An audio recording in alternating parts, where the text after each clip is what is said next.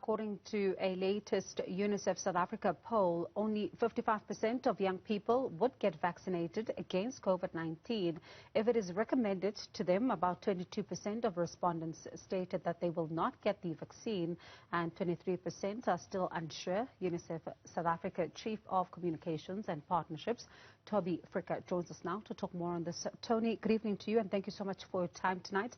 What reasons are young people giving for being so skeptical? Yeah, thank you very much for having UNICEF on to talk about the poll. So what we saw was that 55%, as you said, would take the vaccine. And then we're seeing around 22% who said no and 23% who are not sure.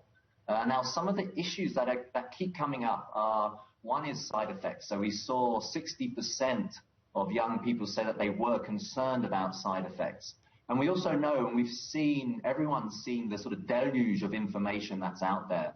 Much of it sort of mis and disinformation that's been circulating also online. And that's also a big concern because that puts out rumors around fertility issues and other issues that young people then get concerned about. So it's really a mix of all these issues that come together that are really affecting some of the decisions among young people. But it's also, I think, important to note that since the vaccinations opened for 18 year and over on the 20th of August, we've seen 1.5 million young people come forward to take the vaccine. So there are really positive developments in that regard. And the real trick now is keeping the momentum going and keep pushing so young people advocate for their peers to come forward to take the COVID shot. How much of a concern was target communication for them? Well, the communication online was surprisingly in that we saw 13% of young people say that they trusted online media a lot, so social media, I should say. And then we also saw traditional media, such as radio and television, come out at 37% of young people using that as their most trusted source, followed very closely by health workers. So really, it's a case of reaching different platforms, because clearly young people are using different platforms. It's not just social media, even though that's a key area that we are engaging in. So, for example, we just set up a campaign with TikTok and the African Union to reach young people on TikTok, challenging some of the myths that are out there. And we have other work online through the Zwakala campaign, where we have young role models coming forward to talk about why it's so important to take the COVID shot. And it's not the first time I hear concerns around fertility. Are they also concerned that maybe some of these, concerns around side effects and, fertility and whatever else that they've mentioned, that maybe they're not being adequately addressed? That could be particularly maybe one of the reasons why they're so unsure? Absolutely, yeah. I think we need to work as hard as we can to get the right information, to get the facts to young people. And that work goes on, and UNICEF is working very closely with the Department of Health, with the provincial departments of health, and many other partners to really identify and target hotspots where we can get information to communities on the ground.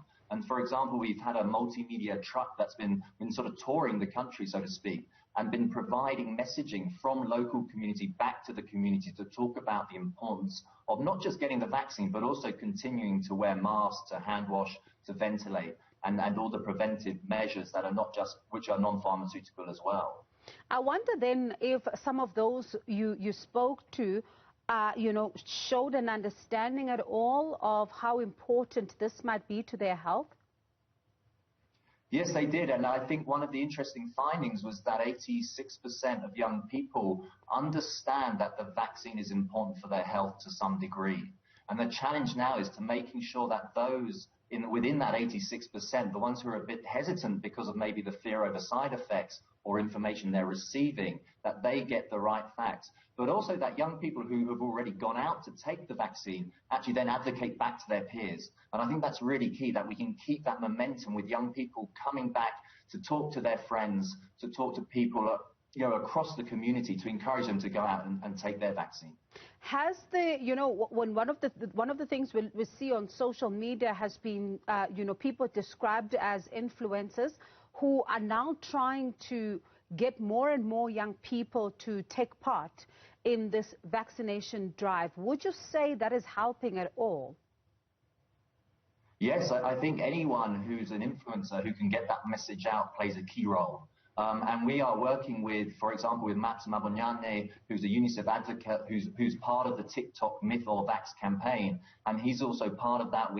There's many other influencers out there who are talking about the facts, who are trying to get the message across to young people. And absolutely, I think the more correct facts, the more evidence that we put out there, the more you can encourage young people to come forward and have role models out on the ground. Even yesterday we saw, for example, Cape Town City Football Club, who all went together to get their vaccine and put that message out there. Because everyone wants to get back to some sort of sense of normalcy. People want fans in football stadiums, for example. Young people want to be able to see their relatives, their older relatives, safely, and they want to interact as peers and go out. So I think it's in everyone's interest to get out there, and those influencers play a key role. Toby, as a final question then, I wonder, someone watching tonight who may be wondering how you were able to speak to these young people, what forms of communication was used in order to, get these answers, and also how many people were sampled for this particular poll? So UNICEF has what is called a Europort poll system, and it runs on SMS. It's a free system. And we had around 5,100 young people who are aged between sort of 18 to 24 mainly, but also some others, who responded to the poll. And we send that out to Europorters who are already registered on the system. And we reach out to Europorters in that way. And that's how young people were able to reply and respond to the specific messages that were sent out in that way. All right, interesting insights there. Thank you so much for your time, Toby. Certainly do appreciate it. That was Toby Fricker. He's the Chief of Communication and Partnerships at UNICEF South Africa, just talking to us about some of the messages they've been getting from young people who they sent out, they were speaking to via this free Europort SMS platform, where they were trying to get a sense of why some young people are not interested in getting vaccinated.